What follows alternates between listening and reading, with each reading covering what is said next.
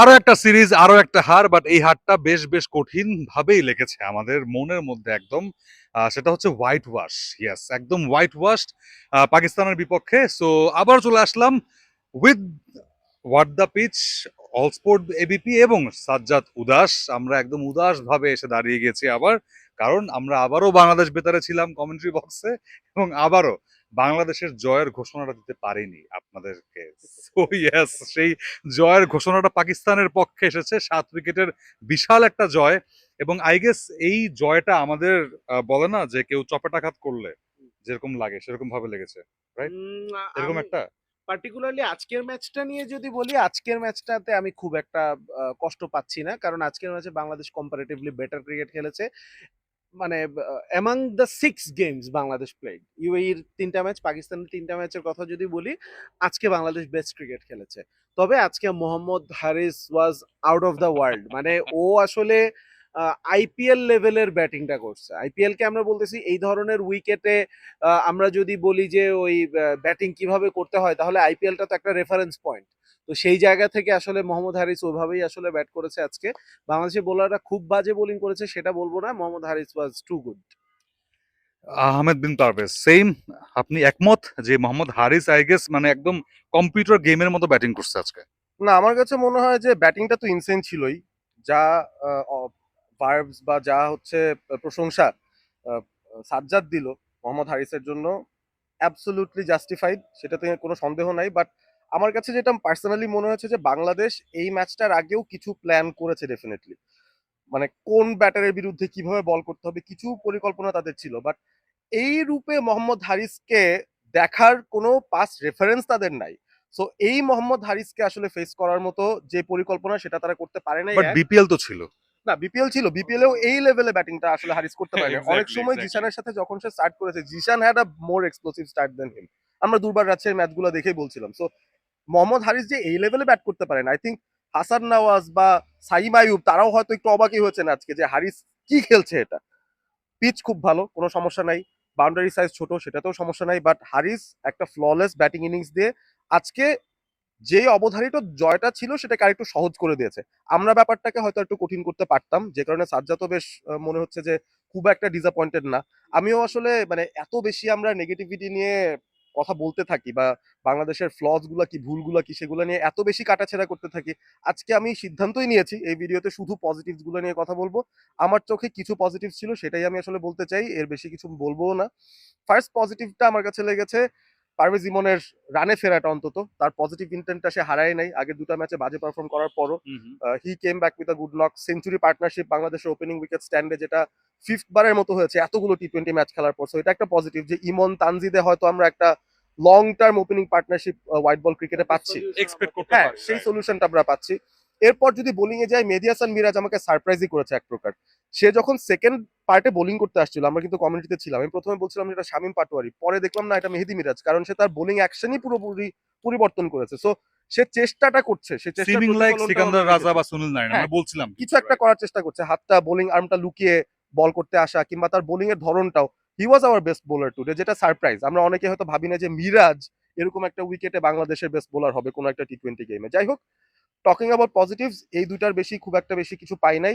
আরো একটা বিষয় যেটা আমার কাছে মনে হয় বাংলাদেশের জন্য পজিটিভ, সেটা হচ্ছে এই টাইপের উইকেটে আসলে খেলতে অভ্যস্ততা আমাদের থাকতে হবে, এবং এই লার্নিং এক্সপিরিয়েন্সের একটা বড় পয়েন্ট যেটা আবারও যেটা আমাদের চোখে আঙ্গুল দিয়ে দেখিয়ে দেওয়া হচ্ছে, যে এই বোলিং লাইন আপটা মুস্তাফিজ এবং তাসকিনকে ছাড়া আমার কাছে মনে হয় না যে পরিপূর্ণতা পায়। মানে তারা দুজন এখনো আমাদের এই টি20 সেট আপের জন্য অপরিহার্য।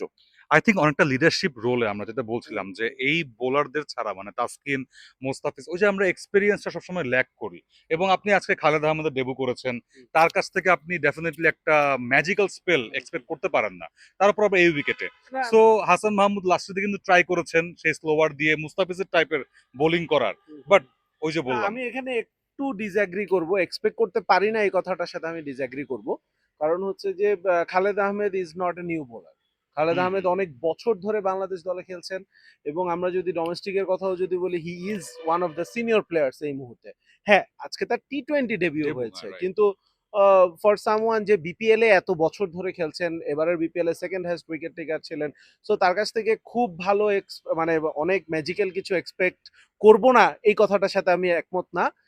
খালেদ আহমেদের আজকে প্রবলেমটা সেটা হচ্ছে যে প্রত্যেক ওভারে অন্তত একটা করে বল তিনি এত বাজে করেছেন যে পুরো ওভারটা খারাপ হয়েছে এবং তার পুরো স্পেলটা রুইন্ড I হয়েছে। guess that's the problem with every bowler. হ্যাঁ, এবং Sajjad. আরেকটা জায়গায় আমি একটু বলবো যে পারভেজ কিন্তু ওই মুস্তাফিজের কথাটা বলেছে। আমরা যদি বাংলাদেশের ইনিংসের দিকে তাকাই, প্রথম পাওয়ার প্লেতে 53 রান, 7 থেকে 15 ওভারে 97 রানস, এর পরের 5 ওভারের মধ্যে 46 রান। ওই 5 ওভারের মধ্যে কিন্তু 3 ওভারে এসেছে 38 রান। 2 ওভারে 8 রান দিয়েছে আব্বাস আফ্রিদি। হ্যাঁ, মানে that was the turning point of this game. 2 ওভারে মাত্র 8 রান। ওই 2 ওভারে যদি এবং 2 উইকেট। 2 উইকেট, ওই 2 ওভারে যদি 8 কে যদি 18 হতো, স্টিল বলা হতো ভালো ওভার, কারণ ডেথ ওভারে 2 ওভারে 18 run is a good bowling. কিন্তু ওই জায়গায় 10টা রান, মানে that was the difference between 210 and 196। এবং 200-র ওপরে যখন চলে যাবে, সেখানে হতে পারে বাংলাদেশ মাত্র 4 রানই কম করেছে 200 চাইতে, কিন্তু সাইকোলজিক্যাল একটা অ্যাডভান্টেজ কিন্তু থাকে যে 200-র নিচে পাকিস্তান জানে যে দিস ইজ এ 200 উইকেট এবং আমাদের 200-র নিচেই চেস করতে হবে। সো ওইটাও একটা জিনিস এফেক্ট করেছে। আর হারিসের কথা তো বলতেই হবে আরেকবার।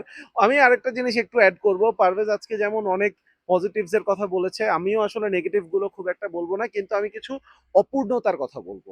একটা হচ্ছে যে হারিস যখন সুযোগ পেয়েছে, he made it really big and he made the bowlers pay. তাই সে খেলাটা শেষ করে আসছে। আজকে পারভেজ হোসেন ইমনের সামনে সেই সুযোগটা ছিল। পারভেজ হোসেন ইমন এত দুর্দান্ত খেলছিলেন, মাঝখানে একটুখানি মনে হচ্ছিল যে শেপটা হারাচ্ছেন, পরে আবার কিন্তু ধরে ফেলেছেন, কিন্তু এরপরে খুবই বাজে একটা শট খেলে আউট হয়েছেন, যেটা পারভেজ হোসেন ইমনের শর্ট কামিংস এখন পর্যন্ত। Tanzid Tamim once again he got a start and then got out. একটা জিনিস ভালো যে এই দুজনের মধ্যে একটা জিনিস বোঝা যাচ্ছে যে ইমন একটুখানি মাঝে মধ্যেই আউট অফ শেপ হয়ে যান, তো ইমন যদি একটু ভালো করে ফেলেন, এই জুটিটা আমাদেরকে জুটি দেবে, এটা বোঝা যাচ্ছে। আমরা এর আগে দেখেছি যে হয় তামিম রান করেছে অথবা ইমন রান করেছে, দুটো একসাথে হচ্ছিল না। আবার ইমন যখন রান করেছে, আমরা যদি দেখি যে ইমন যদি রান করে, তখন জুটিটা গড়ার সম্ভাবনাটা বেড়ে যায়, কারণ Tamim is a more solid player than Emon. তো ওই জায়গাটা থেকে আমার কাছে আমরা আশা করবো যে তারা কনসিস্টেন্ট হবে এবং তামিমকে আসলে বড় ইনিংস খেলাটা শিখতেই হবে। মানে he is too good batter to get out like this, এই 30 রান 40 রান করে আউট হয়, মানে he is a fantastic batter. ও কেন এই ধরনের ব্যাপার ইয়ে হবে। আরেকটা পজিটিভ আজকে বলবো, তাওহিদ হৃদয় কিছুটা ফর্মে ফেরার ইঙ্গিত দিয়েছে, যদিও মাত্র 25 run, but at least we saw the intent তার মধ্যে। লিটন আজকে খুব ভালো খেলেনি, ইনিংসটাও বড় করতে পারেনি, তারপরও ওভারঅল ব্যাটিং ওয়াজ ওকে, বোলিংও ওয়াজ ওকে। হ্যাঁ, ওই যে আব্বাস আফ্রিদির 2 ওভার, সেই 2 ওভার বাংলাদেশে যদি কেউ বের করতে পারে, সেটা মুস্তাফিজই একমাত্র বের করতে পারতো। ইয়েস, ওইখানে আমরা বারবার ল্যাগ করছি, এবার ফিরে আসছি ওইখানে। বাট আমার মনে হচ্ছে আজকে মোহাম্মদ হারিস তার জীবনের অন্যতম সেরা ইনিংসটা খেলেছে।